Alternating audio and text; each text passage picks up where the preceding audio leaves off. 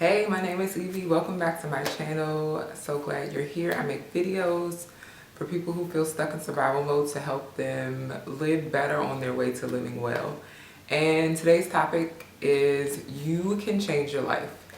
And I know a great deal about this topic because I feel like I've changed my life so many times. I feel like I've been a lot of different people throughout my life, specifically in adulthood. Once I realized like I could change my life, that I didn't have to stay in a place, in a relationship, in a job, in a mind frame, in a body that I didn't feel like was giving me what I needed to have, or what I wanted to have, or who I wanted to be in my life. So yes, today's topic is you can change your life, and I have a couple of points, a couple of tips, a couple of helpful hints, hacks, if you will, on how you can do that. I've written them down because I don't know if I can do it off the top, but let's see. So the first one, getting right into it, is learn something. First one is learn something. If there's something that you want to learn, if there's something that you want to know, that you believe is in line with the life that you want, in line with the person that you want to be, in line with the body that you want to have, the friends you want to have, the relationship you want to have, whether that be romantic, familial, platonic, business, whatever, learn about it. When I tell you, there is a wealth of knowledge, a wealth of information available to us because of the internet. I mean, back in my day, if you wanted to learn something, you had to go to the library. You had to use the card catalog. There may have been, I think there were computers where you could look up what kind of book you were looking for, but you could not just, first of all, phones didn't have internet, but you couldn't just open your phone and look up something, much less find a YouTube video, find a book at the library from your computer. Like half the time the library books that I check out are based on something that I saw online. I then went to the library website, saw, oh, my library has this, I'm gonna go get it. Or I'm going to download it on my Kindle. Like in 30 seconds, I now have the knowledge that I wanted. So I feel like maybe this generation, even some of my generation, we take for granted that information is so available to us. But I feel like more than ever, it is open. Like anything that you want to learn, anything that you want to do is at your disposal, and most of the time it is for free. So yes, you can go to the library and get books. There's the internet, there's YouTube that I call YouTube University. I've learned so much on YouTube. I've learned how to do like braids, how to do makeup, helpful health advice, so much that I've learned on YouTube, which is free. Now it's not free. I mean, it's free monetarily, but you're paying with your attention, your time. But that's another conversation for another video. The next one is stop eating garbage. And when I say eating, I don't necessarily mean food. I think that because it is the information age, we ingest so much. And so much of it is contrary or contradicts the life that we want to have, the peace that we want to have, the people that we want to have in our lives. It's contrary to that. So why would we ingest something that's going to bear fruit that we don't want? So if you don't want to be a person that's always in a fight with people, always have drama in your life, why are you watching that? Same on the food front. If you don't want to be, fluffy, why are we eating things that make us fluffy? Sugar, a lot of carbs. We want to eat life. We want to eat vegetables. We want to eat fruit, things that give us energy, things that enable us to move through our lives more freely, more healthfully, give us more longevity, and not just something to fulfill a craving. What is this phrase? Is live to eat? No, eat to live, not live to eat. And yes, gosh, of course, like food is good.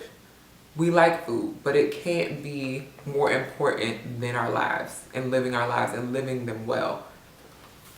The next one is separate to see. Kid Fury, I used to watch his videos back in the day where he would say separate to see as far as like relationships. If you're lacking clarity in a situation, in a relationship, in a job, just in a situation, remove yourself from it for a time to see it with more clarity. Because let's say this camera, for instance, do you know what you're looking at? When I come back, now you see my face, now you see all the things that are going on. So you separate yourself, you pull back from a situation to get more clarity on it. And so I think sometimes we go through seasons in our lives where we feel alone, and we feel alone sometimes because some of the influences, some of the people, some of the situations that we had going on in our lives, we don't need to have in there anymore. And so, yeah, if that is to, you know, take a day off from work if you can. Take a day trip somewhere, watch documentaries, read a book on something that you are interested in. The next one is start moving in the direction that you want to go in. So for me, I moved to New York the first time when I was 22. I had no idea what living in New York was about outside of stuff that I had seen on TV and in movies, but I didn't know what I was doing. But what I did do, I started asking questions to people who I knew lived in New York or were from New York. I started doing research. I came here a couple times on a couple day trips.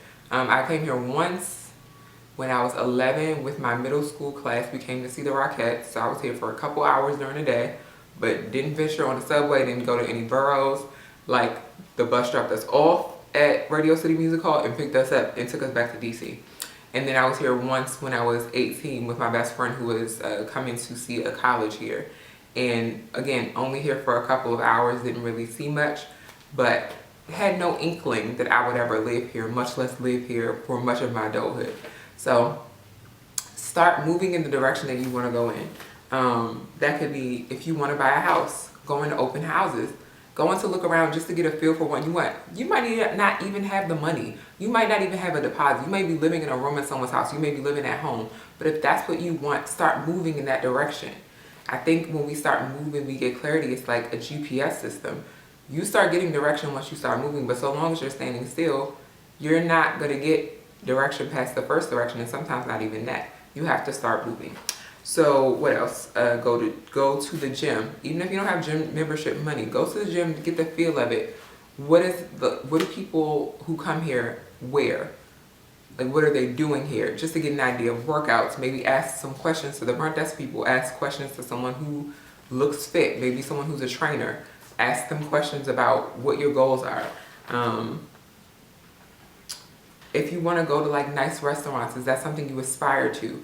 Maybe you don't have the money to go to a restaurant, but you can go have some tea. There's this restaurant when I was really poor that I used to go to in Brooklyn, and I would just go and order a cup of tea, and they had bread basket, and I think they knew I was poor, so they would like bring me all the bread. It was such good bread, and I don't know if it was such good bread because I didn't have any money, or if it was just really good bread. But it was like, you know, this is where I want to be able to go to nice restaurants sometimes. And I didn't have the money then, but it was just walking in the direction of the life that I wanted. So what else? Take a day trip. A couple of times. So when I was scouting out colleges, I applied for 4 colleges, and all but one of them I went to visit. And the one that I actually ended up going to in Philly, I didn't know where I wanted to go yet. So me and my best friend at the time went to Philly for, you know, a couple of hours per day, just walked around. And that's how I figured out, oh, this is where I want to go. And actually, this was a dumb reason. This was 17-year-old thinking. But we were walking down the infamous Broad Street, and a car full of young men rode by and hollered out the window at us. And I was like, this feels just like home. And that was my deciding factor on going to my school, which, it was 17-year-old or teenage logic, but it's not a decision that I've ever regretted. So The next one is prayer and meditation, and maybe that should have been first. I think that I know that people don't like to talk about God, but probably at a certain point in my life, I didn't have enough maturity and enough life experience to know that it wasn't me. But at this point in my life, I can say without reservation that it was God. The things that I've done, the things that I've had, the experiences that I've had, the places that I've traveled, where I live, how I live, like, it's God. And so just taking time to, cultivate that relationship, that time where you can listen, you can understand. I don't know, just getting an understanding. I feel like we live in a society where everything's just really all over the place. Like, you can do whatever you want, you can be whatever you want, which is fine. But I feel like if you're looking for something that is static, that's not going to change, that you can always come back to and it's going to be the same, I find that peace, I find that assurance in my faith. And so also meditation, I think people put a lot of more woo-woo on it than needs to be. Like, meditation is in the Bible, and meditation is just thinking on something. And so we're supposed to think on positive things instead of like ruminating, which is something that I unfortunately find myself doing. Ruminating on negative things that someone said, that someone did, that happened. Thinking on positive things, like meditating on them. Like, even before when I lived in NYC, I mean, I still live in NYC, but when I didn't have my own place, I was living in a room in someone else's apartment, I would just visualize, like, one day I would have my own apartment. I would visualize. I had no idea how that was going to happen. I was going to have enough money, anything, but I just visualized the kind of apartment that I wanted. I mean, I remember I drew out, like a floor plan of an apartment. I would like, on Pinterest, I would put aside like furniture that I would want. And I would write down like things that I want the apartment to have. And I am amazed at all of the things that I've written down that I wanted that have happened. Things that I've written down that I wanted and forgot all about it. Didn't see it until years later after it happened. And so, yeah. And the last one is to take a break. Now, this is kind of in line with what I already said, but I think sometimes we are just going, and we never give ourselves the opportunity to even visualize, to even think about, to even, see a different life. And so vacation is not accessible to everyone. I understand that, but for those who it is accessible to, like, go to a different place. When I tell you, like, solo trips have changed my life, I went on my first solo trip to Paris in 2011, and it changed my life. Like, I was afraid for sure, but I felt like God had me. And so I went there, 20-something-year-old, without any hotel reservations. And I didn't know I couldn't make hotel reservations because it was Fashion Week, but I couldn't. And so literally part of my day, I probably should do a story time about that. Part of my day every day was finding a hotel to stay in for the night. But the rest of my time was spent, stopping at Parisian cafes, having little croissants and tea and meals, and just, traversing and seeing Parisian sights, and just, I don't know, just living a different life, feeling a different life. And so really figuring out my life too, figuring out that, like, I didn't want to continue doing the work that I was doing at the time, and that I wanted a different life, that I was a writer and that I needed to start writing, and all of these things. And so even sometimes taking a break could mean taking the day off from work and staying home. Just taking a moment to pause on your life as it is. Even if you're going to work, but let's take a different route home from work that we've never taken before. Stop at a different store, shop at a different store in a different neighborhood, talk to a different person.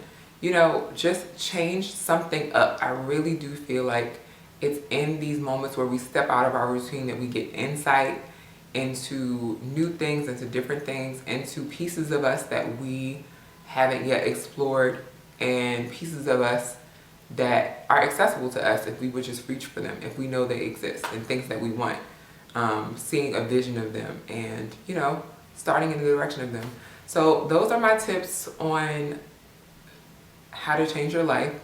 And I think I want to do more of this kind of content, specifically in the health space, because I do have a lot of health advice for my health journey. And I will have a video coming up on my health journey in the near future. But yes, for now, that is all I have. Thank you for watching. You could be anywhere on the World Wide Web, where you're here with me, and I appreciate it. See you next time. Bye.